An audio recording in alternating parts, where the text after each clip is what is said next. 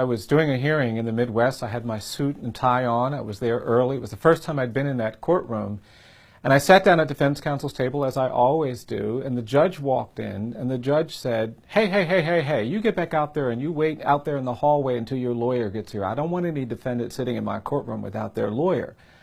And I stood up and I said, I'm sorry, Your Honor, I didn't introduce myself. My name is Brian Stevenson. I am the lawyer. And the judge started laughing, and the prosecutor started laughing, and I made myself laugh because I didn't want to disadvantage my client. But afterward, I was thinking, what is it that when this judge saw a middle-aged black man, it didn't even occur to him that that man sitting at defense counsel's table was the lawyer? I worry about that judge. I worry that he's sentencing defendants of color more harshly. I worry that he doesn't value and accept the testimony of black and brown witnesses the way he does other people. I worry that a narrative of racial difference compromises his ability to provide fair and just treatment of all people.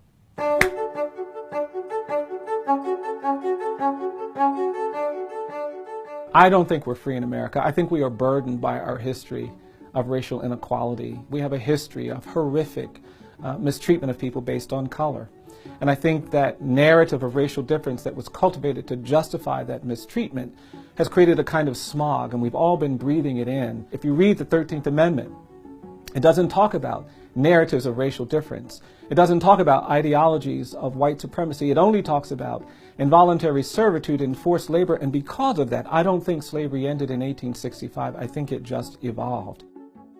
We had decades of terrorism and violence where black people were pulled out of their homes, burned alive, hung, beaten to death, sometimes literally on the courthouse lawn, and we never talked about that. And then we had this era of civil rights resistance to racial segregation, and we've made progress, but we haven't confronted the narrative of racial difference. Unlike South Africa, where you are required to hear about the damage done by apartheid. Unlike Germany, in Berlin, Germany, you can't go 100 meters without seeing markers or stones or monuments placed near the homes of Jewish families abducted during the Holocaust. But in this country, we don't talk about slavery. We don't talk about lynching. We don't talk about segregation, and our silence has condemned us.